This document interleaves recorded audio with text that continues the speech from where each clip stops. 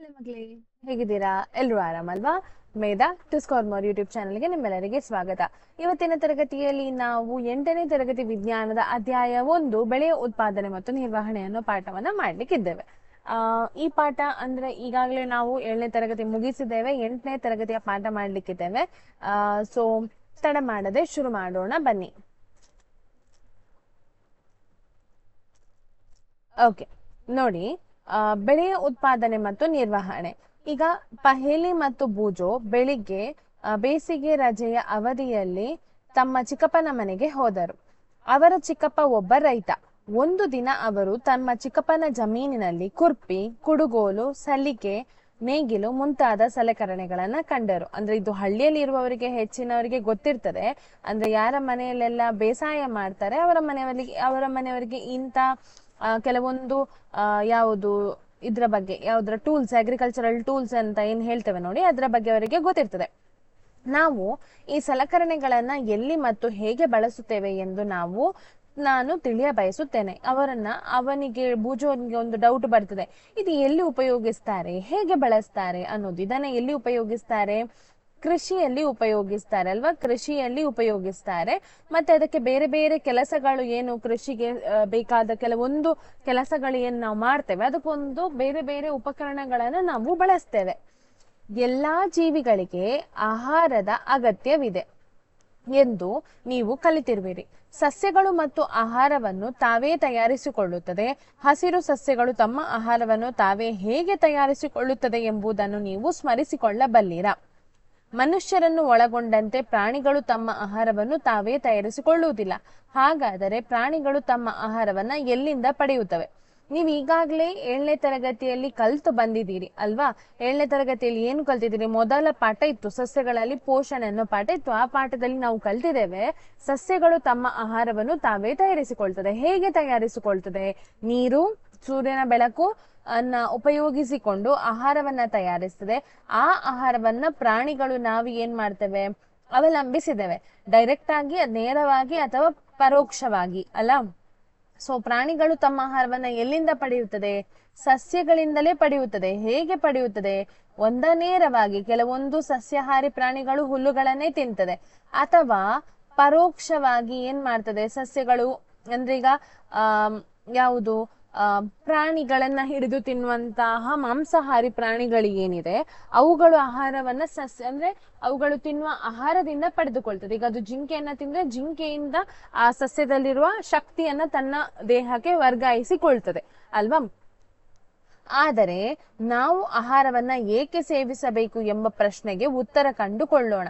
ಈಗ ನಾವು ಯಾಕೆ ಆಹಾರವನ್ನ ಸೇವಿಸಬೇಕು? ಯಾಕೆ ಹೇಳಿದ್ರೆ ನಮಗೆ ಶಕ್ತಿ ಬೇಕು ಅಲ್ವಾ? ನಮ್ಮ ಪ್ರತಿಯೊಂದು ಕಾರ್ಯಚಟುವಟಿಕೆಗಳಿಗೆ ಶಕ್ತಿ ಬೇಕು. ಹಾಗೆ ದೇಹದಲ್ಲಿ ಏನಾದ್ರೂ ತೊಂದರೆಗಳಾದ್ರೆ ಅದನ್ನ ಸರಿಪಡಿಸುವಂತಹ ಕೆಲಸ ನಮ್ಮ ದೇಹದಲ್ಲಿ ನಡೆಯುವ ಕಾರಣ ದುರಸ್ತಿಗೆ ಅಲ್ವಾ? ದೇಹದ ದುರಸ್ತಿಗೆ ಮತ್ತು ಶಕ್ತಿಗೆ, ಅಂದ್ರೆ ನಾವು ಮಾಡುವ ಕೆಲಸ ಕಾರ್ಯಗಳಿಗೆ ಬೇಕಾಗುವ ಶಕ್ತಿಗೆ ನಾವೇನ್ ಮಾಡ್ತೇವೆ? ಆಹಾರವನ್ನ ಸೇವಿಸ್ತೇವೆ. ಹಾಗೆ ನಾವು ಆಹಾರವನ್ನು ಖಾಲಿ ಶಕ್ತಿ ಅಂತ ಹೇಳಿದ್ರೆ ನೋಡಿ, ನಮ್ಮ ದೇಹದಲ್ಲಿ ಕೆಲವೊಂದು ಕ್ರಿಯೆಗಳಾಗ್ತದೆ. ಯಾವುದೆಲ್ಲ? ಜೀರ್ಣಕ್ರಿಯೆ ಆಗ್ತದೆ, ಶ್ವಾಸಕ್ರಿಯೆ ಆಗ್ತದೆ, ವಿಸರ್ಜನಾ ಕ್ರಿಯೆ ಆಗ್ತದೆ. ಈ ಎಲ್ಲಾ ಕ್ರಿಯೆಗಳಿಗೆ ನಾವು ಏನನ್ನ ಬಳಸಿಕೊಳ್ತೇವೆ? ನಾವು ತಿಂದಂತ ಆಹಾರದಿಂದ ಶಕ್ತಿಯನ್ನ ಬಳಸಿಕೊಳ್ತೇವೆ. ಹಾಗೆ ಅದರ ಒಟ್ಟಿಗೆ ದುರಸ್ತಿ ಕಾರ್ಯಗಳಿಗೆ ಕೂಡ ನಾವು ಏನ್ ಮಾಡ್ತೇವೆ? ಆಹಾರ ನಮಗೆ ಬೇಕೇ ಬೇಕು ಎಂದು ನಿಮಗೆ ಈಗಾಗಲೇ ತಿಳಿದಿದೆ. ನಾವು ನಮ್ಮ ಆಹಾರವನ್ನು ಸಸ್ಯಗಳು ಇಲ್ಲವೇ ಪ್ರಾಣಿಗಳು ಅಥವಾ ಎರಡರಿಂದಲೂ ಪಡೆಯುತ್ತೇವೆ. ನಮ್ಮೆಲ್ಲರಿಗೂ ಆಹಾರದ ಅಗತ್ಯವಿರುವುದರಿಂದ ಅತ್ಯಧಿಕ ಸಂಖ್ಯೆಯಲ್ಲಿರುವ ನಮ್ಮ ದೇಶದ ಜನರಿಗೆ ನಾವು ಆಹಾರವನ್ನು ಒದಗಿಸುವುದು ಹೇಗೆ? ಅಂದ್ರೆ ಈಗ ನೋಡಿ, ಆಹಾರ ಎಲ್ಲರಿಗೆ ಬೇಕು, ಪ್ರತಿಯೊಂದು ಪ್ರಾಣಿಗೂ ಬೇಕು ಆಹಾರ ಅಲ್ವಾ? ಈಗ ನಾವೀಗ ನಾಗರಿಕರು ಅಲ್ವಾ? ನಾವು ಹಿಂದಿನ ಕಾಲದಲ್ಲಿ ಇದ್ದ ಹಾಗೆ ನಾವು ಬೇಟೆಯಾಡಿ ಆಹಾರವನ್ನ ಪಡೆಯುವುದಿಲ್ಲ ಅಲ್ವಾ? ಆದ್ರೆ ನಮಗೆ ಆಹಾರದ ಉತ್ಪಾದನೆ ಆಗ್ಬೇಕಾದ್ರೆ ಅಷ್ಟು ಆಹಾರ ನಮ್ಮ ದೇಶದ ಜನರಿಗೆ ಎಲ್ಲಿಂದ ಉತ್ಪಾದನೆ ಆಗ್ತದೆ? ಅದರ ಬಗ್ಗೆ ಕಲಿಬೇಕು. ಆಹಾರವನ್ನು ಅತ್ಯಧಿಕ ಪ್ರಮಾಣದಲ್ಲಿ ಉತ್ಪಾದಿಸಬೇಕಾಗ್ತದೆ ಅಲ್ವಾ? ಇಷ್ಟು ಇಡೀ ದೇಶದ ಜನರಿಗೆ ಆಹಾರ ಪೂರೈಕೆ ಆಗ್ಬೇಕಾದ್ರೆ ಅದನ್ನ ಉತ್ಪಾದಿಸಲು ಬೇಕು. ಹೆಚ್ಚಿನ ಜನಸಮೂಹಕ್ಕೆ ಆಹಾರವನ್ನ ಒದಗಿಸಬೇಕಾದರೆ ಆಹಾರದ ನಿಯಮಿತ ಉತ್ಪಾದನೆ ಮತ್ತು ಸಮರ್ಪಕ ನಿರ್ವಹಣೆ ಮತ್ತು ವಿತರಣೆ ಅಗತ್ಯ ಇದೆ. ಅಂದ್ರೆ ಎಲ್ಲರಿಗೂ ಆಹಾರ ತಲುಪಬೇಕು. ದೇಶದ ಪ್ರತಿಯೊಬ್ಬ ಪ್ರಜೆಗೂ ಆಹಾರ ಏನಾಗ್ಬೇಕು, ಸಿಗಬೇಕು ಅಲ್ವಾ. ಅದು ಕಡಿಮೆ ರೇಟಿಗೆ ಆಗಿರ್ಬೇಕು, ಮತ್ತೆ ಅದನ್ನ ಬೆಳೆಯಬೇಕು, ಅಷ್ಟು ಪ್ರಮಾಣದಲ್ಲಿ ಬೆಳಿಬೇಕು, ಅದನ್ನ ಸಂಗ್ರಹಿಸುವಂತಹ ಏನು ಇದು ನೋಡಿ ನಿರ್ವಹಣೆ ಮಾಡ್ಬೇಕು, ಹಾಗೆ ಅದನ್ನ ವಿತರಣೆ ಕೂಡ ಮಾಡ್ಬೇಕು. ನಿಮ್ಗೆ ಗೊತ್ತಿರಬಹುದು ಆಹಾರ ಎಲ್ಲರಿಗೆ ಸಿಗ್ಬೇಕು ಅನ್ನೋ ಒಂದು ಕಾರ್ಯ ಏನಿದೆ ನೋಡಿ. ಅದರಿಂದಾಗಿ ನಮ್ಗೆ ರೇಷನ್ ಅಂಗಡಿಗಳಲ್ಲಿ ಕಡಿಮೆ ಪ್ರಮಾಣಕ್ಕೆ ಅಕ್ಕಿ, ಗೋಧಿ ಅಂತದೆಲ್ಲ ಸಿಗ್ತದೆ. ಯಾಕೆ ಅದು ಸಿಗುದು? ಯಾಕೆ ಹೇಳಿದ್ರೆ ಪ್ರತಿಯೊಬ್ಬ ಬಡವನಿಗೆ ಕೂಡ ಆಹಾರ ಸಿಗಬೇಕು ಅನ್ನೋ ಕಾರಣಕ್ಕಾಗಿ. ಆಯ್ತಾ? ಸೊ ಅದು ಆಹಾರದ ಬಗ್ಗೆ ಆಗಿರಬಹುದು. ಈಗ ಆಹಾರ ಉತ್ಪಾದನೆಗೆ ಬರುದಾದ್ರೆ ಆಹಾರವನ್ನ ಹೇಗೆ ಉತ್ಪಾದಿಸ್ತಾರೆ? ಕೃಷಿಯ ಮೂಲಕ ಉತ್ಪಾದಿಸ್ತಾರೆ. ಅದಕ್ಕಿಂತ ಹಿಂದೆ ಮಾಡ್ತಾ ಇದ್ರ ಅದನ್ನೊಮ್ಮೆ ನೋಡುವ. ಕ್ರಿಸ್ತಪೂರ್ವ 10,000 ಜನರು ಅಲೆಮಾರಿಗಳಾಗಿದ್ದರು. ಆಹಾರ ಮತ್ತು ವಸತಿಯನ್ನು ಹುಡುಕಿಕೊಂಡು ಸ್ಥಳದಿಂದ ಸ್ಥಳಕ್ಕೆ ಗುಂಪುಗಳಲ್ಲಿ ಅಲೆದಾಡುತ್ತಿದ್ದರು. ಅವರು ಹಣ್ಣುಗಳು ಮತ್ತು ತರಕಾರಿಗಳನ್ನ ಹಸಿಯಾಗಿ ತಿನ್ನುತ್ತಿದ್ದರು ಮತ್ತು ಕ್ರಮೇಣ ಆಹಾರಕ್ಕಾಗಿ ಪ್ರಾಣಿಗಳನ್ನು ಬೇಟೆಯಾಡಲು ಪ್ರಾರಂಭಿಸಿದರು. ನಂತರ ಕೃಷಿ ಮಾಡುವುದಕ್ಕೆ ಪ್ರಾರಂಭಿಸಿ ಭತ್ತ, ಗೋಧಿ ಮತ್ತು ಇತರ ಆಹಾರ ಬೆಳೆಗಳನ್ನು ಉತ್ಪಾದಿಸಿದರು. ಹೀಗೆ ಕೃಷಿಯ ಉಗಮವಾಯಿತು. ನೋಡಿ, ನಾನು ನಿಮ್ಗೆ ತೋರಿಸ್ತೇನೆ ಕೃಷಿಯ ಉಗಮ ಹೇಗೆ ಆಯ್ತು ಅಂತ ಇದು ಹೇಳ್ತದೆ. ಒಂದ್ ನಿಮಿಷ ನೋಡಿ. ಹಿಂದಿನ ಕಾಲದಲ್ಲಿ ಇದೆಲ್ಲವೂ ಏನು? ಕೃಷಿಯ ಉಪಕರಣಗಳು. ಇದನ್ನೇನಂತ ಹೇಳ್ತೇವೆ? ಕೃಷಿಗೆ ಬಳಸುವಂತಹ ಉಪಕರಣಗಳು ಅಥವಾ ಸಲಕರಣೆಗಳು ಅಂತ ಹೇಳ್ತೇವೆ. ಉಪಕರಣ ಅಥವಾ ಸಲಕರಣೆಗಳು, ಇದನ್ನ ನೀವು ನೋಡಿರ್ಬಹುದು ಅಲ್ವಾ. ಇದು ನಮ್ಮ ಸಣ್ಣ ಗಾರ್ಡನ್ ಮಾಡುದಾದ್ರೂ ಕೂಡ ನಮ್ಮ ಮನೆಯಲ್ಲೆಲ್ಲ ಬೇಕಾಗಿರ್ತದೆ. ಆದ್ರೆ ಹಿಂದಿನ ಕಾಲದಲ್ಲಿ ಏನ್ ಮಾಡ್ತಾ ಇದ್ರು? ಕೃಷಿಯ ಉಗಮ ಹೇಗಾಯ್ತು? ಕೃಷಿಯ ಉಗಮ ನೋಡಿ ಏನ್ ಮಾಡ್ತಾ ಇದ್ರ ಅಂತ ಹೇಳಿದ್ರೆ, ಹಿಂದಿನ ಕಾಲದಲ್ಲಿ ಬೇಟೆಯಾಡಿ ಆಹಾರವನ್ನ ತಿಂತಾ ಇದ್ರು, ಅಥವಾ ಮರದಲ್ಲಿ ಬೆಳೆದ ಹಣ್ಣುಗಳನ್ನ ಅವರಿಗೆ ಅದು ನೋಡುವಾಗ ಚಂದ ಕಂಡ್ರೆ ಅದನ್ನೆಲ್ಲ ತೆಗೆದು ಬಾಯಿಗೆ ಹಾಕ್ತಾ ಇದ್ರು. ಆಯ್ತಾ? ಮತ್ತೆ ಅದನ್ನ ಪ್ರಾಣಿಗಳನ್ನ ಕೊಂದು ಏನ್ ಮಾಡ್ತಾ ಇದ್ರು? ಅದನ್ನ ಹಾಗೆ ಹಸಿ ತಿಂತಾ ಇದ್ರು. ಆದ್ರೆ ಕಾಲಕ್ರಮೇಣ ಏನಾಯ್ತು ಅಂತ ಹೇಳಿದ್ರೆ ನೋಡಿ, ಹೀಗೆ ತಿಂದಾಗ ಕೆಲವರು ಸತ್ತವರು ಇದ್ದಾರೆ. ಅಂದ್ರೆ ಕೆಲವೊಂದು ವಿಷಪೂರಿತ ಹಣ್ಣುಗಳನ್ನ ತಿಂದು ಸತ್ತವರು ಇದ್ದಾರೆ. ಆಗ ಜನರಿಗೆ ಗೊತ್ತಾಗ್ತದೆ, ಓ ಅದನ್ನ ತಿಂದ್ರೆ ಸಾಯ್ತಾರೆ ಅಂತ ಹೇಳಿ ಅದನ್ನ ಮತ್ತೆ ಮತ್ತೆ ತಿಂತಾ ಇರ್ಲಿಲ್ಲ. ಅರ್ಥ ಆಯ್ತಾ? ಅದು ಒಬ್ಬನನ್ನ ನೋಡಿ ಒಬ್ಬರು ಕಲಿತಾ ಇದ್ರು. ಹೀಗಾದ್ರೆ ಆ ತಪ್ಪಿನಿಂದ ಕಲಿತಾ ಇದ್ರು ಅವರು ಪಾಠ. ಹಾಗೆಯೇ ಹೀಗೆ ಹಸಿ ಹಸಿ ತಿಂತಾ ಇದ್ರು. ಮತ್ತೆ ಏನಾಯ್ತು? ಜನಸಂಖ್ಯೆ ಜಾಸ್ತಿ ಆದ ಹಾಗೆ, ಅಂದ್ರೆ ಮನುಷ್ಯನ ಸಂತತಿ ಜಾಸ್ತಿ ಆದ ಹಾಗೆ ಆಹಾರಗಳ ಏನಾಯ್ತು, ಅವರಿಗೆ ಆಹಾರ ಸಿಗ್ಲಿಕ್ಕೆ ಕಡಿಮೆ ಆಗ್ತಾ ಬಂತು. ಆಗ ಏನ್ ಮಾಡ್ತಾ ಇದ್ರಂತ, ಅವರು ನೆಲೆ ಊರಿದಂತ, ಅಂದ್ರೆ ಅವರ ಎಲ್ಲಿ ವಾಸಿಸ್ತಾರೆ ನೋಡಿ ಅಲ್ಲೇ ಆ ಗಿಡವನ್ನಾಗಿರ್ಲಿ ಅಥವಾ ಆ ಬೆಳೆ, ಯಾವುದೇ ಒಂದು ಬೆಳೆಯನ್ನಾಗಿರ್ಲಿ ಅದನ್ನ ಬೆಳಿತಾ ಇದ್ರು ಅವರಿಗೋಸ್ಕರ, ಅವನಿಗೆ ಮತ್ತೆ ಅವನ ಮನೆಯವರಿಗೋಸ್ಕರ. ಒಂದು ಬೆಳೆದ್ರೆ ಅದು ಸಿಗ್ತದ? ಅದು ಸಾಕಾಗ್ತದ? ಇಲ್ಲ. ಅಲ್ಲಿಗೆ ಒಂದು ನಾನು ಮಾವಿನ ಹಣ್ಣು ಅಂತ ಹೇಳಿದೆ, ಮಾವಿನ ಹಣ್ಣಲ್ಲಿ ತುಂಬಾ ಮಾವಿನ ಹಣ್ಣು ಮರ ಆಗ್ತದೆ. ಆದ್ರೆ ಅದು ವರ್ಷ ಪೂರ್ತಿ ನನಗೆ ಬರ್ಬೇಕು ಅಥವಾ ತುಂಬಾ ಬರ್ಬೇಕು, ಅದನ್ನ ನಾನು ಶೇಖರಣೆ ಮಾಡಿ ಇಡ್ಬೇಕು ಅಲ್ವಾ. ನನಗದು ನಾನ್ ಬದುಕಿರುವ ತನಕ ಬೇಕು ಅಂತ ಹೇಳಿದ್ರೆ ಆ ಹುಡುಕಾಟ ಮಾಡಿ ಮಾಡಿ ಮಾಡಿ ಮನುಷ್ಯನಿಗೆ ಸುಸ್ತಾಗ್ತದೆ. ಅದಕ್ಕಿಂತ ನನ್ನ ಮನೆಯ ಪಕ್ಕ ನಾನು ಬೆಳೆದ್ರೆ, ನನ್ನ ಇಷ್ಟು ಜಾಗ ಉಂಟು, ನಾನು ಇಲ್ಲಿ ಬೆಳಿತೇನೆ, ನನ್ನ ಮನೆಯವರಿಗೋಸ್ಕರ ಬೆಳಿತೇನೆ ಅಂತ ಆ ರೀತಿಯ ಒಂದು ಕಾನ್ಸೆಪ್ಟ್ ಅವರ ತಲೆಗೆ ಬಂದು ಕೃಷಿಯ ಉಗಮ ಆದದಂದ್ರೆ ಸ್ವಲ್ಪ ಸ್ವಲ್ಪ ಜಾಗದಲ್ಲಿ ಅಕ್ಕಿ, ರಾಗಿ, ಗೋಧಿ ಹೀಗೆ ಬೆಳೆಗಳನ್ನ ಬೆಳಿತಾ ಬಂದ್ರು. ಆಯ್ತಾ? ಮತ್ತೆ ಬೇಯಿಸ್ಲಿಕ್ಕೆ ಬೆಂಕಿ ಎಲ್ಲ ಬಂದ ನಂತರ ಮನುಷ್ಯ ಏನ್ ಮಾಡಿದ? ಬೇಯಿಸಿ ತಿನ್ನುವ ಕ್ರಮವನ್ನ ಅವನು ಮೈಗೂಡಿಸಿಕೊಂಡ. ಅದಕ್ಕಿಂತ ಮುಂಚೆ ಅವನು ಬೇಯಿಸಿ ತಿಂತಾ ಇರ್ಲಿಲ್ಲ, ಹಸಿ ತಿಂತಾ ಇದ್ದದು. ಹಾಗೆ ಅನಂತರ ಏನ್ ಮಾಡಿದ್ರು? ಬೆಳೆಗಳನ್ನ ಬೆಳೆದು ನೋಡಿ, ಅವರವರ ಜಾಗದಲ್ಲಿ ಬೆಳೆಗಳನ್ನ ಬೆಳೆದು ಅವನಿಗೆ ಎಷ್ಟು ಬೇಕು ಅವನಿಗೆ, ನನಗೀಗ ನನ್ನ ಮನೆಯವನಿಗೆ ಎಷ್ಟು ಬೇಕು ಅಷ್ಟನ್ನ ಮಾತ್ರ ಮಾಡಿ ತಿನ್ಲಿಕ್ಕೆ ಸ್ಟಾರ್ಟ್ ಮಾಡಿದ್ರು. ಅರ್ಥ ಆಯ್ತಾ? ಸೊ ಇದು ಕೃಷಿಯ ಉಗಮ ಹೇಗೆ ಆಯಿತು ಅನ್ನೋದ್ರ ಬಗ್ಗೆ ನೋಡಿ. ಇಲ್ಲಿಗೆ ಬರುವ ಒಂದು ಸ್ಥಳದಲ್ಲಿ ಒಂದೇ ರೀತಿಯ ಸಸ್ಯಗಳನ್ನು ದೊಡ್ಡ ಪ್ರಮಾಣದಲ್ಲಿ ಬೆಳೆದು ಕೃಷಿ ಮಾಡುವುದಕ್ಕೆ ಬೆಳೆ ಎಂದು ಕರೆಯುತ್ತಾರೆ. ಬೆಳೆ ಎಂದ್ರೇನು? ಬೆಳೆ ಅಂತ ಹೇಳಿದ್ರೆ ಒಂದೇ ಜಾಗದಲ್ಲಿ ತುಂಬಾ ಗಿಡಗಳನ್ನ ಬೆಳೆದು ಅವುಗಳಿಂದ ಏನ್ ಮಾಡ್ತೇವೆ ನಾವು? ಅವುಗಳಿಂದ ಬಂತಹ ಲಾಭವನ್ನ ಅಥವಾ ಆ ಬೆಳೆಗಳನ್ನ, ಅಂದ್ರೆ ಅದರಿಂದ ಬರ್ತದಲ್ವಾ ಆ ಕ್ರಾಪ್ಸ್ ಅಂತ ಏನ್ ಹೇಳ್ತೇವೆ ನೋಡಿ, ಅವುಗಳಿಂದ ಕಟಾವು ಮಾಡಿಕೊಂಡೆಲ್ಲ ಆದ ನಂತರ ಅದ್ ನಮ್ಗೆ ಏನ್ ಸಿಗ್ತದೆ ನೋಡಿ, ಅದನ್ನ ಬೆಳೆ ಅಂತ ಹೇಳ್ತಾರೆ. ಉದಾಹರಣೆಗೆ ಗೋಧಿಯ ಬೆಳೆ ಎಂದರೆ ಒಂದು ಜಮೀನಿನಲ್ಲಿ ಬೆಳೆಯುವ ಎಲ್ಲಾ ಸಸ್ಯಗಳು ಗೋಧಿಯ ಸಸ್ಯಗಳು ಅಂದರ್ಥ. ಬೆಳೆ ಅಂದ್ರೆ ಈಗ ಗೋಧಿಯ ಬೆಳೆ, ನನ್ನ ಮನೆಯಲ್ಲಿ ಗೋಧಿಯ ಬೆಳೆ ಉಂಟು ಅಂತ ಹೇಳಿದ್ರೆ ಅದರ ಅರ್ಥ ನನಗೊಂದಿಷ್ಟು ಜಾಗ ಉಂಟು, ಅಲ್ಲಿ ನಾನು ಎಲ್ಲ ಸಸ್ಯಗಳನ್ನ ಗೋಧಿಯ ಸಸ್ಯಗಳನ್ನೇ ಬೆಳಿತೇನೆ, ಅದ್ರ ನಡುವೆ ಬೇರೆ ಸಸ್ಯಗಳನ್ನ ನಾನು ಬೆಳೆಯುವುದಿಲ್ಲ. ಅರ್ಥ ಆಗ್ತಾ ಉಂಟಾ? ಅದಕ್ಕೆ ಬೆಳೆ ಅಂತ ಹೇಳ್ತಾರೆ. ನಾನು ನಿಮ್ಗೆ ಪಿಕ್ಚರ್ ತೋರಿಸ್ತೇನೆ.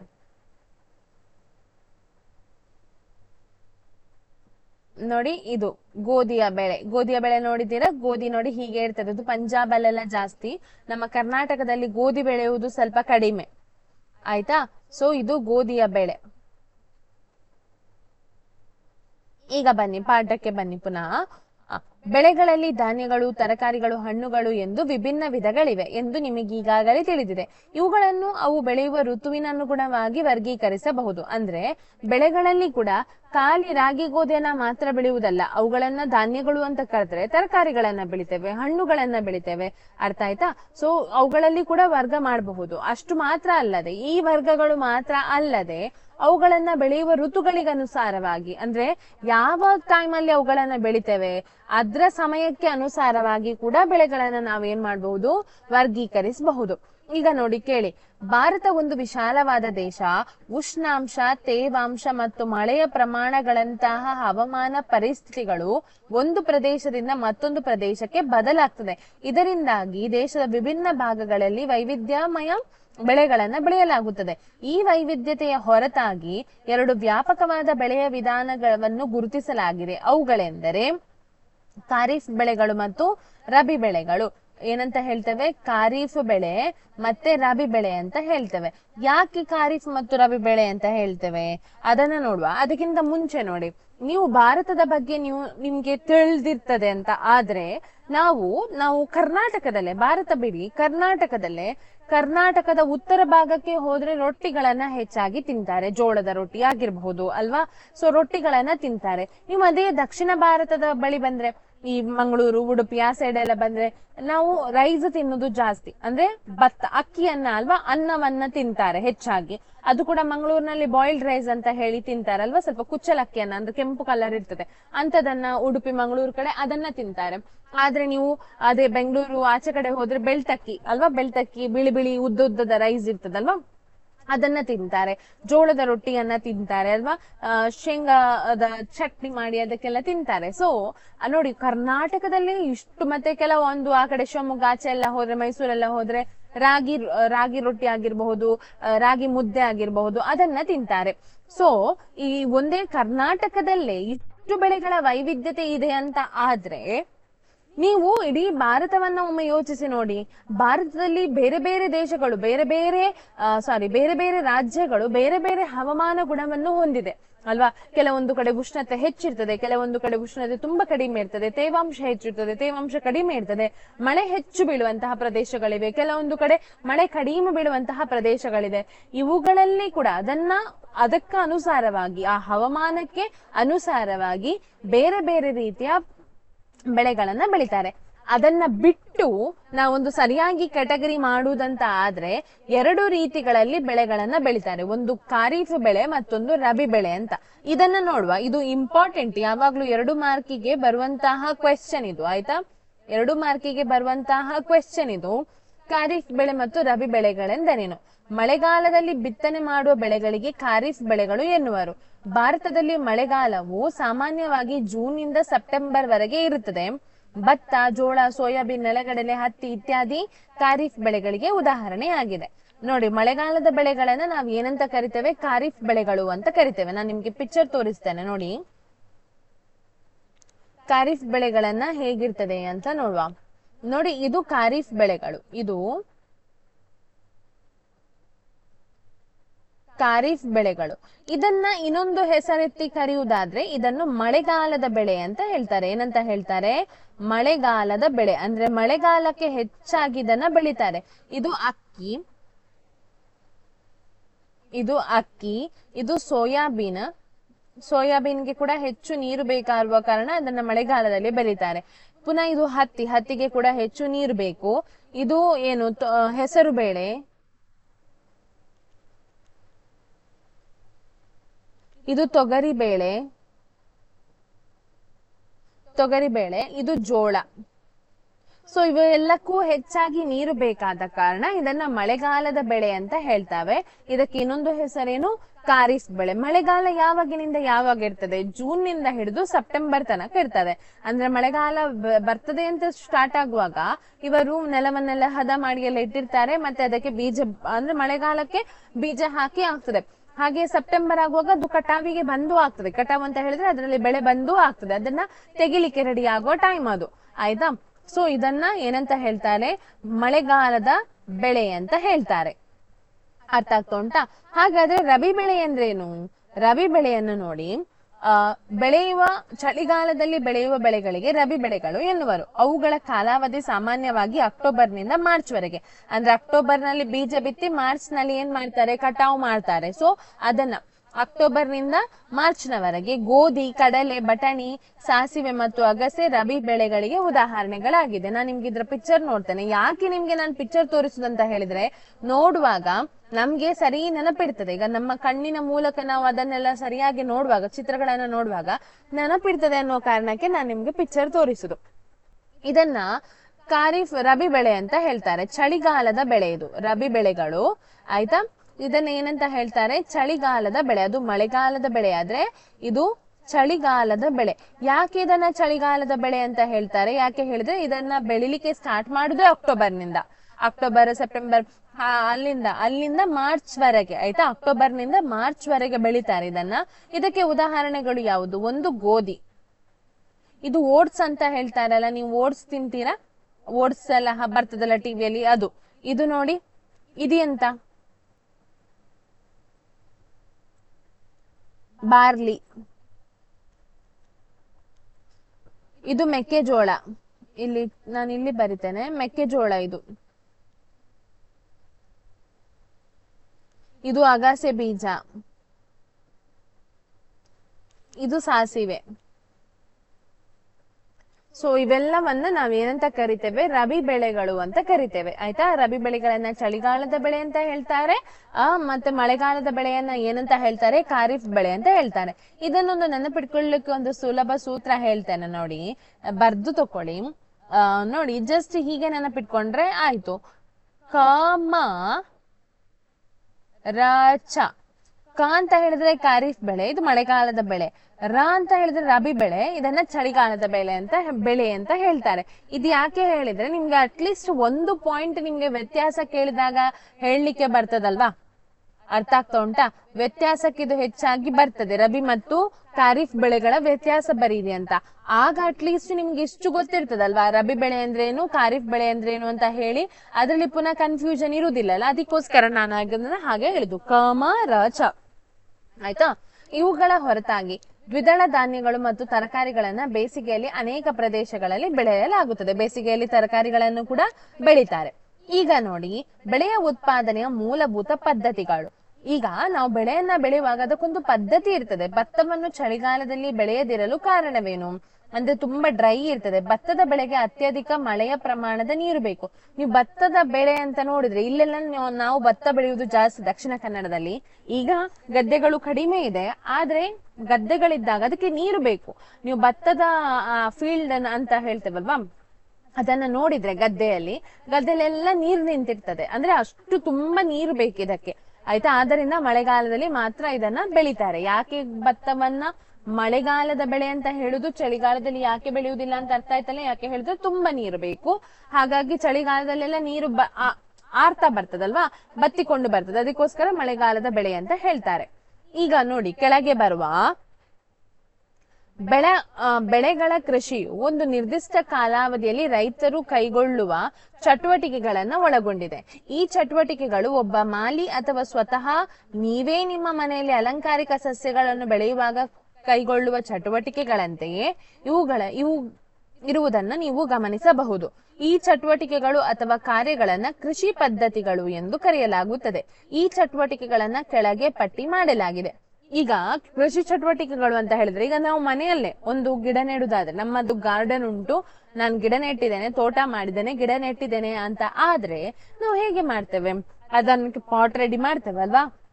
ಆ ಪಾಟಿಗೆಲ್ಲ ಅದನ್ನು ಹೊಟ್ಟೆ ತೂತು ಮಾಡ್ತೇವೆ, ಅದ್ರಲ್ಲಿ ನೀರು ನಿಲ್ಲದ ಹಾಗೆ ಅಲ್ವಾ. ಅದನ್ನಂತ ಕಲ್ಲು ತುಂಬಿಸ್ತೇವೆ, ಅಥವಾ ಕೋಕೋಪೀಟ್ ಅದು ಇದು ಅಂತ ಈಗೆಲ್ಲ ತುಂಬಾ ಬರ್ತದೆ ಅಲ್ವಾ. ಅದನ್ನ ಮರಳು ತುಂಬಿಸ್ತೇವೆ, ಅದು ನೀರು ನಿಲ್ಲದ ಹಾಗೆ ಮಿಕ್ಸ್ ಮಾಡ್ತೇವೆ. ಗೊಬ್ಬರವನ್ನ ಮಿಕ್ಸ್ ಮಾಡಿ ಮಣ್ಣಿನಲ್ಲಿ ಅದು ಗಿಡವನ್ನ ನೆಟ್ಟು ಮತ್ತೆ ಅದನ್ನ ಮುಚ್ತೇವೆ ಅಲ್ವಾ. ಬೇರುಗಳನ್ನೆಲ್ಲ ಮುಚ್ತೇವೆ, ಹೊರಗೆ ಬರಬಾರ್ದು ಅನ್ನೋ ಕಾರಣಕ್ಕೆ. ಮತ್ತೆ ಅದಕ್ಕೆ ನೀರು ಹಾಕ್ತಾ ಇರ್ತೇವೆ. ಹಾಗೆ ಕಾಲಕ್ಕೆ ಅದಕ್ಕೆ ಗೊಬ್ಬರ ಹಾಕ್ತಾ ಇರ್ತೇವೆ ಅಲ್ವಾ? ಅಥವಾ ಅದಕ್ಕೆ ತುಂಬಾ, ಈಗ ಒಂದು ಮಲ್ಲಿಗೆ ಗಿಡವೇ ನೆಟ್ಟಿದ್ದೀರಾ ಅಂತ ಹೇಳಿದ್ರೆ ಅದು ತುಂಬಾ ಎಲೆ ಬರಬಾರ್ದು, ಅದನ್ನ ಆಗಾಗ ಕಟ್ ಮಾಡ್ತಾ ಇರ್ತೇವೆ ಅಲ್ವಾ? ಸೊ ಇದೇ ರೀತಿ ಈ ಚಟುವಟಿಕೆಗಳು ಏನಿದೆ ಇದು ನಮ್ಮ ಮನೆಯಲ್ಲಿ ನಾವು ಸ್ವಂತದಾಗಿ ಮಾಡುವಂತಹದ್ದು. ಆದ್ರೆ ಈ ಗದ್ದೆಯಲ್ಲಿ ಅಂದ್ರೆ ಬೆಳೆಗಳನ್ನ ಬೆಳೆಯುವಾಗ ಅಷ್ಟು ದೊಡ್ಡ ಜಾಗದಲ್ಲಿ ಕೂಡ ಅದಕ್ಕೆ ಕೆಲವೊಂದು ಪದ್ಧತಿಗಳಿವೆ, ಮತ್ತೊಂದೊಂದು ಚಟುವಟಿಕೆಗಳಿವೆ. ಅದು ಕಾಲ ಕಾಲಕ್ಕೆ ನಡೀತಾ ಬರ್ಬೇಕು. ಈ ಪದ್ಧತಿಗಳನ್ನ ಅಥವಾ ಈ ಚಟುವಟಿಕೆಗಳನ್ನ ನಾವು ಕೃಷಿ ಪದ್ಧತಿಗಳು ಅಂತ ಕರಿತೇವೆ. ಅರ್ಥ ಆಗ್ತಾ ಉಂಟಾ ನಿಮಗೆ?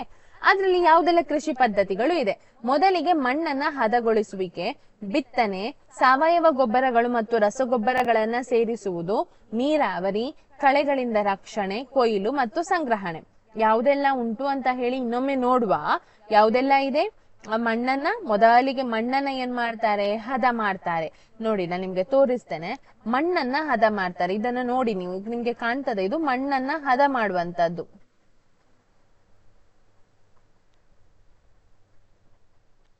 ಮಣ್ಣನ್ನ ಹದಗೊಳಿಸುವುದು. ಮಣ್ಣನ್ನ ಏನ್ ಮಾಡ್ತಾರೆ? ಯಾಕೆ ಹದಗೊಳಿಸ್ಬೇಕು ಅದ್ರ ಬಗ್ಗೆ ಕಲಿಯುವ. ಅನಂತರ ಏನ್ ಮಾಡ್ತಾರೆ? ಬಿತ್ತನೆ ಮಾಡ್ತಾರೆ. ಅದನ್ನ ಆದ ನಂತರ ನೀರೆಲ್ಲ ಹಾಕಿ ನೋಡಿ ಅದನ್ನ ಮಣ್ಣನ್ನು ಇದು ಮಾಡಿದಾರೆ. ಅನಂತರ ಬಿತ್ತನೆ ಮಾಡ್ತಾರೆ. ಮತ್ತೆ ಏನ್ ಮಾಡ್ತಾರೆ? ಗೊಬ್ಬರವನ್ನ ಹಾಕ್ತಾರೆ. ಇದಕ್ಕೆ ಏನನ್ನ ಹಾಕ್ತಾರೆ? ಗೊಬ್ಬರವನ್ನ ಹಾಕ್ತಾರೆ. ಗೊಬ್ಬರವನ್ನ ಉಪಯೋಗಿಸ್ತಾರೆ. ಅನಂತರ ಏನ್ ಮಾಡ್ತಾರೆ? ಇದು ನೀರಾವರಿ, ಅಂದ್ರೆ ನೀರನ್ನ ಬಿಟ್ಟಿದ್ದಾರೆ ನೋಡಿ ಅಲ್ವಾ? ನೀರನ್ನ ಸರಿಯಾಗಿ ಅದಕ್ಕೆ ಬೀಳ್ಬೇಕು ಅಲ್ವಾ? ನೀರು ಬಿಟ್ಟಿದ್ದಾರೆ. ಅನಂತರ ಏನ್ ಮಾಡ್ತಾರೆ? ಕಳೆಗಳನ್ನ ಕೀಳ್ತಾ ಇದ್ದಾರೆ. ಇದು ಕಳೆಯನ್ನ ಕೀಳುವಂತಹದ್ದು. ಕಳೆ ಅಂತ ಹೇಳಿದ್ರೆ ಬೇಡದ ಸಸ್ಯಗಳನ್ನು, ಕಳೆಯನ್ನು ಕೀಳುವುದು. ಆಯ್ತಾ? ಬೇಡದ ಸಸ್ಯಗಳನ್ನೆಲ್ಲ ತೆಗಿತಾರೆ. ಅನಂತರ ಏನ್ ಮಾಡ್ತಾರೆ? ಕಟಾವು ಮಾಡ್ತಾರೆ. ಕಟಾವು ಅಂತ ಹೇಳಿದ್ರೆ ಆ ಬೆಳೆಗಳು ಬಂದದನ್ನ ಕಟಾವು ತೆಗಿಬೇಕು ಅಲ್ಲಿಂದ. ಅನಂತರ ಏನ್ ಮಾಡ್ತಾರೆ? ಸಂಗ್ರಹಣೆ. ಅದನ್ನೆಲ್ಲ ಬಂದ ನಂತರ ಆ ಬೆಳೆಗಳನ್ನ ಸಂಗ್ರಹಣೆಯ ಒಂದು ಕಡೆಯಲ್ಲಿ ಅದನ್ನ ಒಟ್ಟಿಗೆ ಮಾಡಿ ಇಡ್ಬೇಕು. ಅದನ್ನ ಸಂಗ್ರಹಣೆ ಅಂತ ಹೇಳ್ತಾರೆ. ಇಷ್ಟು ಚಟುವಟಿಕೆಗಳಿದೆ. ಆಯ್ತಾ? ಇದನ್ನ ಏನಂತ ಹೇಳೋದು? ಕೃಷಿಯ ಪದ್ಧತಿಗಳು ಅಂತ ಹೇಳ್ತಾರೆ. ಏನಂತ ಹೇಳ್ತಾರೆ? ಕೃಷಿ ಚಟುವಟಿಕೆಗಳು ಅಥವಾ ಕೃಷಿ ಪದ್ಧತಿಗಳು ಅಂತ ಹೇಳ್ತಾರೆ. ಇಷ್ಟು ಚಟುವಟಿಕೆಗಳನ್ನ ಕೃಷಿ ಪದ್ಧತಿಗಳು ಅಂತ ನಾವು ಏನಂತ ಹೇಳ್ತೇವೆ. ಅರ್ಥ ಆಗ್ತಾ ಉಂಟಾ? ಕೃಷಿ ಪದ್ಧತಿ ಅಂದ್ರೆ ಏನು ಅಂತ ಹೇಳಿ.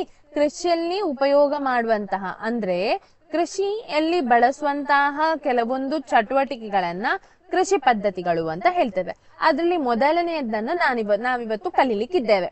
ಅರ್ಥ ಆಯ್ತಾ? ಮೊದಲನೆಯದು ಯಾವುದು? ಮಣ್ಣನ್ನ ಹದಗೊಳಿಸುವುದು. ಅದನ್ನ ನೋಡುವ ನಾವು. ಮತ್ತೆ ನಾನು ಇದನ್ನ ಮುಗಿಸ್ತೇನೆ. ಇವತ್ತಿನ ತರಗತಿಯಲ್ಲಿ ಇಷ್ಟನ್ನು ನೋಡುವ. ಆಯ್ತಾ? ಅದನ್ನ ಉಳಿದದನ್ನ ನಾವು ನಂತರದ ತರಗತಿಯಲ್ಲಿ ಮಾಡುವ.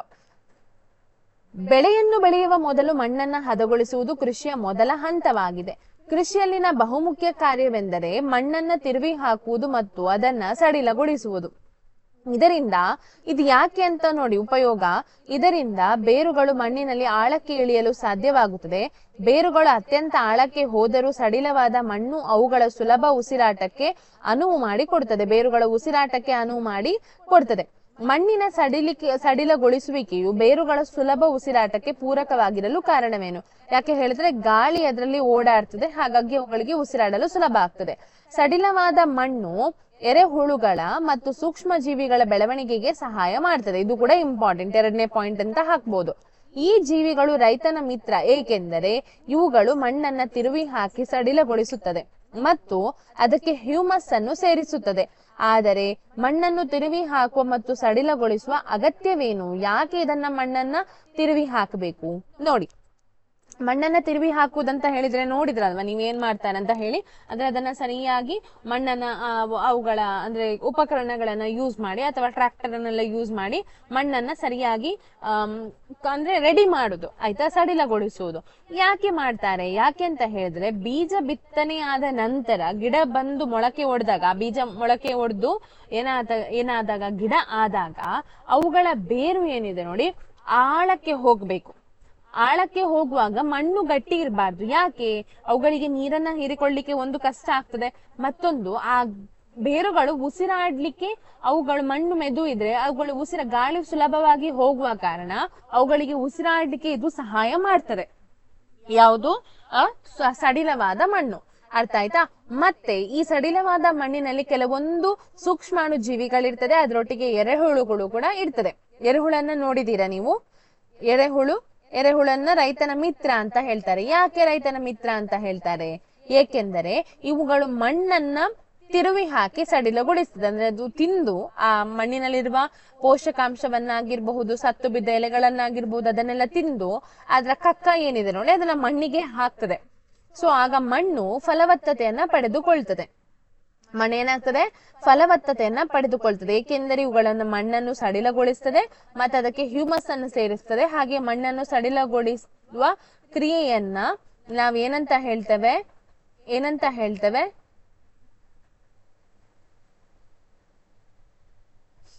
ಮಣ್ಣನ್ನ ಸಡಿಲಗೊಳಿಸುವುದು ಅಂತ ಹೇಳ್ತೇವೆ. ಆದ್ರೆ ಮಣ್ಣನ್ನ ಸಡಿಲಗೊಳಿಸುವ ಅಗತ್ಯತೆ ಏನು? ಖನಿಜಗಳು, ನೀರು, ಗಾಳಿ ಮತ್ತು ಕೆಲವು ಜೀವಿಗಳನ್ನು ಮಣ್ಣು ಒಳಗೊಂಡಿದೆ ಎಂದು ನೀವು ಹಿಂದಿನ ತರಗತಿಯಲ್ಲಿ ಕಲಿತಿದ್ದೀರಿ.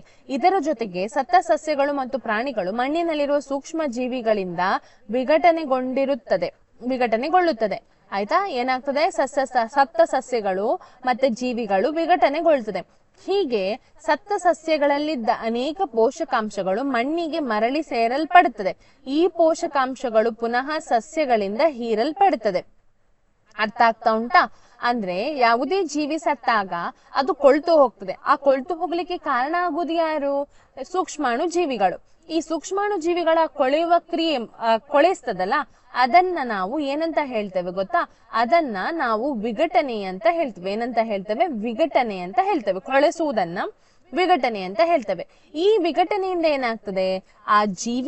ಆ ಸತ್ತ ಜೀವಿಯಲ್ಲಿದ್ದ ಪೋಷಕಾಂಶಗಳು ಏನಿದೆ ಅದು ಮಣ್ಣಿಗೆ ಸೇರಿಕೊಳ್ತದೆ.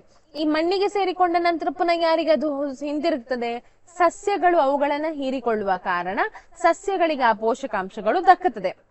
ಈ ರೀತಿ ಒಂದು ಸೈಕಲ್ ನ ಹಾಗೆ ಪೋಷಕಾಂಶಗಳು ಪರಿಸರದಿಂದ ಪ್ರಾಣಿಗಳಿಗೆ, ಪ್ರಾಣಿಗಳಿಂದ ಮಣ್ಣಿಗೆ, ಮಣ್ಣಿನಿಂದ ಸಸ್ಯಕ್ಕೆ, ಈ ರೀತಿ ಅದು ಸೈಕಲ್ ರೀತಿ ಇರ್ತದೆ, ಚಕ್ರ. ಆಯ್ತಾ? ಪೋಷಕಾಂಶಗಳ ಚಕ್ರ ಅಂತ ನೀವು 9th ಅಲ್ಲಿ ಕಲಿತೀರಿ, ಮುಂದಕ್ಕೆ ಅದನ್ನ ನೋಡಬಹುದು. ಸೊ ಅದು ಈ ರೀತಿ ಸೈಕಲ್ ನ ಹಾಗೆ ಮುಂದುವರಿತಾ ಇರ್ತದೆ. ಆಯ್ತಾ? ಯಾವ ಪೋಷಕಾಂಶಗಳು ಕೂಡ ಈ ಪ್ರಕೃತಿಯಲ್ಲಿ ವೇಸ್ಟ್ ಆಗುವುದಿಲ್ಲ.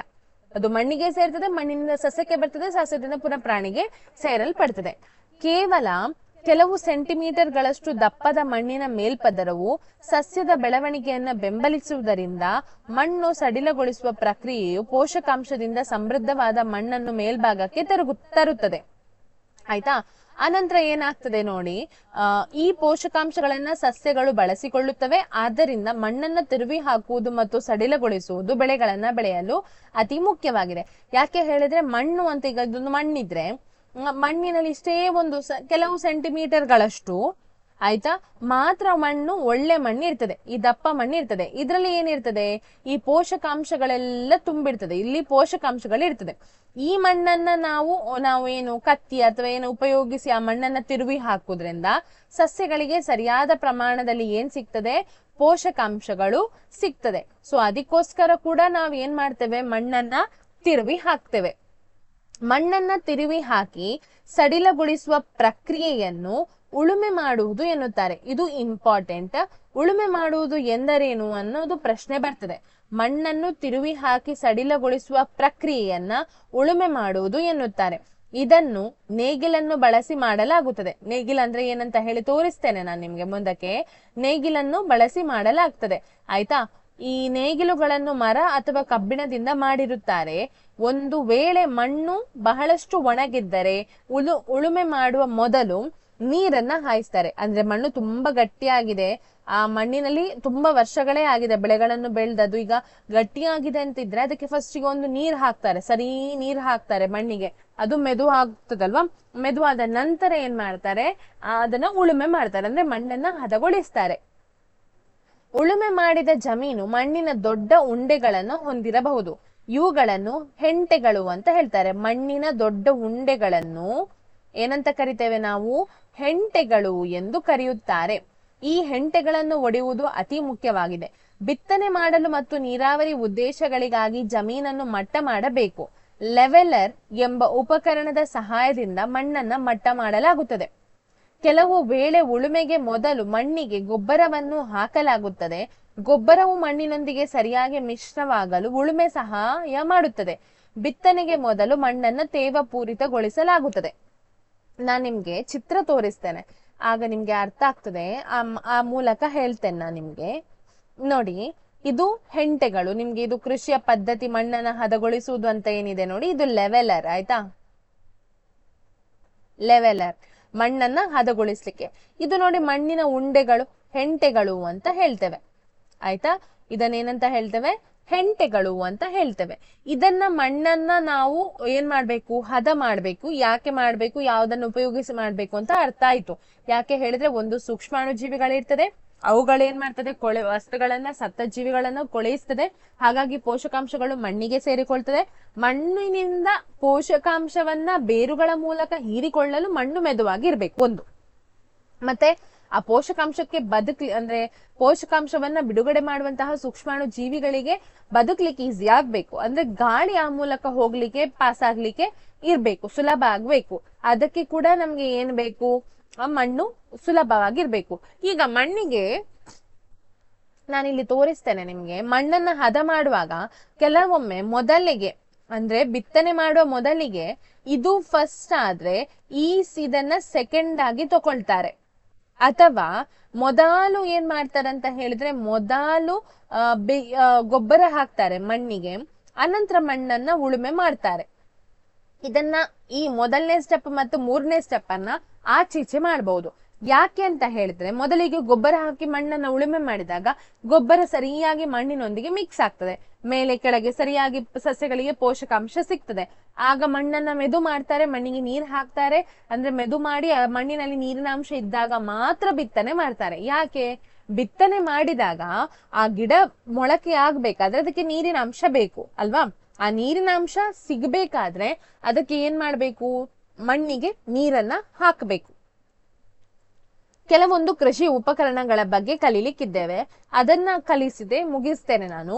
ಹೆಚ್ಚಿನ ಇಳುವರಿ ಪಡೆಯಲು ಬಿತ್ತನೆ ಮಾಡುವ ಮೊದಲು ಮಣ್ಣನ್ನು ಸಣ್ಣ ಕಣಗಳ ಗಾತ್ರಕ್ಕೆ ಪುಡಿ ಮಾಡುವುದು ಅಗತ್ಯವಾಗಿದೆ. ಇದನ್ನು ಕೆಲವು ಸಲಕರಣೆಗಳ ಸಹಾಯದಿಂದ ಮಾಡಲಾಗುತ್ತದೆ. ಈ ಉದ್ದೇಶಕ್ಕೆ ಬಳಸುವ ಮುಖ್ಯ ಸಲಕರಣೆಗಳೆಂದರೆ ನೇಗಿಲು, ಎಡೆಕುಂಟೆ ಮತ್ತು ಕಲ್ಟಿವೇಟರ್. ನೇಗಿಲನ್ನ ನೋಡುವ. ಮಣ್ಣನ್ನ ಉಳುಮೆ ಮಾಡಲು, ಬೆಳೆಗೆ ಗೊಬ್ಬರಗಳನ್ನ ಹಾಕಲು, ಕಳೆಗಳನ್ನ ತೆಗೆಯಲು, ಮಣ್ಣನ್ನ ಪುಡಿ ಮಾಡಲು ಮುಂತಾದ ಕೆಲಸಗಳಿಗೆ ಅನಾದಿ ಕಾಲದಿಂದ ಇದನ್ನ ಬಳಸಲಾಗುತ್ತದೆ. ಈ ಸಲಕರಣೆಯನ್ನು ಮರದಿಂದ ಮಾಡಲಾಗಿದ್ದು ಎತ್ತುಗಳಿಂದ ಅಥವಾ ಇತರ ಪ್ರಾಣಿಗಳಿಂದ, ಒಂಟೆಗಳು, ಕುದುರೆ, ಒಂಟೆ ಇತ್ಯಾದಿಗಳಿಂದ ಎಳೆಯಲಾಗುತ್ತದೆ. ಇದು ಬಲಯುತವಾದ ತ್ರಿಕೋನಾಕಾರದ ಕಬ್ಬಿಣದ ಚೂರನ್ನ ಹೊಂದಿದ್ದು ಅದನ್ನ ನೇಗಿಲಿನ ಕುಳ ಅಂತ ಹೇಳ್ತಾರೆ. ನೋಡಿ, ಇದನ್ನ ನೇಗಿಲಿನ ಕುಳ ಅಂತ ಹೇಳ್ತಾರೆ. ಕಾಣ್ತಾ ಉಂಟ ನಿಮ್ಗೆ? ನೇಗಿಲಿನ ಕುಳ ಎಂದು ಕರೆಯುತ್ತಾರೆ. ಉದ್ದನೆಯ ಮರದ ತುಂಡು ನೇಗಿಲಿನ ಮುಖ್ಯ ಭಾಗವಾಗಿದ್ದು ಅದನ್ನ ಈಚು ಅಂತ ಹೇಳ್ತಾರೆ. ಇದು ಈಚು, ಇದು ನೇಗಿಲಿನ ಕುಳ.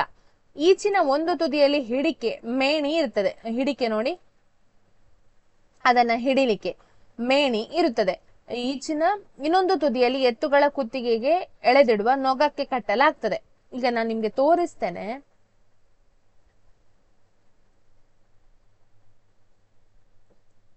ಇದು ನೋಡಿ, ಈ ನೇಗಿಲು ನೋಡಿ, ಮೊದಲ ಚಿತ್ರದಲ್ಲಿ ಕೂಡ ಇದು ನೇಗಿಲೆ. ಆಯ್ತಾ? ಇದು ಕೂಡ ನೇಗಿಲೆ. ಇದು ಹಳೆಯ ಕಾಲದ ನೇಗಿಲು. ಅಂದ್ರೆ ಹಳೆಯ ಕಾಲದಲ್ಲಿ ನೇಗಿಲನ್ನ ಹೇಗೆ ಉಪಯೋಗಿಸ್ತಾ ಇದ್ರು ಅಂತ. ಇದು ಈ ಯುಗದ, ಮಾಡರ್ನ್ ಯುಗದ ನೇಗಿಲು. ಮಾಡರ್ನ್ ಯುಗ ಅಂತ ಹೇಳಿದ್ರೆ ಈಗಿನ ಕಾಲಕ್ಕೆ ಎಲ್ಲವೂ ಮಷೀನ್ ಅಲ್ಲಿ.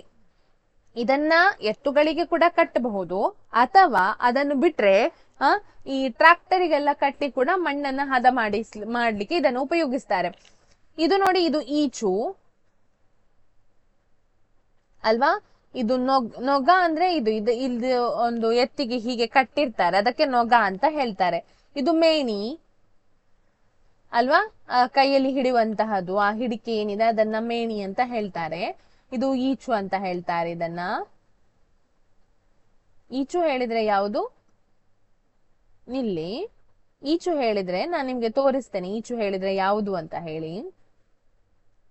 ಈಚು ಹೇಳಿದ್ರೆ ಹಿಡಿಯುವುದು. ಮತ್ತೆ ನೋಡಿ, ಮೇಣಿ ಅಂತ ಹೇಳಿದ್ರೆ ಅದು ಕಟ್ಟುವಂಥದ್ದು, ನೊಗ. ಮತ್ತೆ ಈಚು ಮತ್ತೆ ಕುಳ.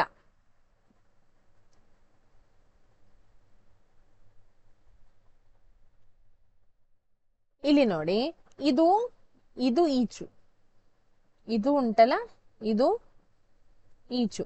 ಇದು ಕುಳ, ಶಾರ್ಪ್ ಆಗಿ ಏನಿರ್ತದೆ ನೋಡಿ, ಇದು ಕುಳ. ಆಯ್ತಾ? ಸೊ ಇದು ಸಾಂಪ್ರದಾಯಿಕ ನೇಗಿಲು, ಅಂದ್ರೆ ಹಿಂದಿನ ಕಾಲದಲ್ಲಿ ಉಪಯೋಗಿಸಿದಂತಹ ನೇಗಿಲು. ಇದು ಮೇಲೆ ಕಾಣುವಂತಹ ಚಿತ್ರ ಏನಿದೆ ಮಾಡರ್ನ್ ಯುಗದ ನೇಗಿಲು, ಅಂದ್ರೆ ಈಗಿನ ಕಾಲಕ್ಕೆ ಹೇಗೆ ಉಪಯೋಗಿಸ್ತಾರೆ ಟ್ರಾಕ್ಟರ್ ಗಳನ್ನ ಬಳಸಿ ಎಲ್ಲ ಅಂತ ಹೇಳ್ಬಹುದು. ಈಗ ಮುಂದಕ್ಕೆ ಹೋಗೋಣ ನಾವು. ಎಡೆಕುಂಟೆ ಅಂತ, ಇತ್ತೀಚಿನ ದಿನಗಳಲ್ಲಿ ಕಬ್ಬಿಣದ ನೇಗಿಲನ್ನು ಸ್ಥಳೀಯವಾಗಿ ದೊರಕುವ ಮರದ ನೇಗಿಲುಗಳನ್ನ ಬದಲಿಸುತ್ತಿದೆ. ನಾನು ನಿಮ್ಗೆ ಅದನ್ನ ತೋರಿಸಿದೆ ಅಲ್ವಾ. ಎಡೆಕುಂಟೆ ಅಂದ್ರೆ ಏನು ಅಂತ ನೋಡುವ. ಇನ್ನೊಂದು ಸರಳವಾದ ಉಪಕರಣವಾಗಿದ್ದು ಕಳೆಗಳನ್ನ ತೆಗೆಯಲು ಮತ್ತು ಮಣ್ಣನ್ನ ಸಡಿಲಗೊಳಿಸಲು ಬಳಸುತ್ತಾರೆ. ಯಾಕೆ ಇದನ್ನು ಬಳಸ್ತಾರೆ ಅಂತ ಇಂಪಾರ್ಟೆಂಟ್ ನೋಡ್ಬೇಕು. ಇದು ಮರ ಅಥವಾ ಕಬ್ಬಿಣದಿಂದಾದ ಉದ್ದನೆಯ ತುಂಡನ್ನ ಹೊಂದಿರುತ್ತದೆ. ಅಗಲವಾದ ಬಲಯುತವಾದ ಮತ್ತು ಒಂದು ಕಬ್ಬಿಣದ ತಟ್ಟೆಯಂತಹ ರಚನೆಯನ್ನು ಇದರ ಒಂದು ತುದಿಯಲ್ಲಿ ಅಳವಡಿಸಲಾಗಿರುತ್ತದೆ. ಮತ್ತು ಇದು ಬ್ಲೇಡ್ ನಂತೆ ಕೆಲಸ ಮಾಡುತ್ತದೆ. ಇದು ಸಹ ಪ್ರಾಣಿಗಳಿಂದ ಎಳೆಯಲ್ಪಡುತ್ತದೆ. ಇದು ನೋಡಿ ಎಡೆಕುಂಟೆ ಅಂತ ಹೇಳಿದ್ರೆ, ನಾನು ನಿಮಗೆ ಇನ್ನೊಂದು ಚಿತ್ರ ತೋರಿಸ್ತೇನೆ. ಎಡೆಕುಂಟೆ ಇದನ್ನ ಎಡೆಕುಂಟೆ ಅಂತ ಹೇಳ್ತಾರೆ. ಇದು ಕೂಡ ಎಡೆಕುಂಟೆ. ಇದನ್ನು ಕೂಡ ಈಗಿನ ಕಾಲಕ್ಕೆ ಒಬ್ಬನಿಗೆ ಮನುಷ್ಯನಿಗೆ ಮಾಡ್ಲಿಕ್ಕೆ ಆಗ್ತದೆ. ಆದ್ರೆ ಇದು ಹಿಂದಿನ ಕಾಲದಲ್ಲಿ ಮನುಷ್ಯನಿಗೆ ಕೂಡ ಆಗ್ತದೆ, ಮತ್ತೆ ಏನ್ ಮಾಡ್ಬಹುದು, ಪ್ರಾಣಿಗಳಿಗೆ ಕೂಡ ಕಟ್ಟಬಹುದು.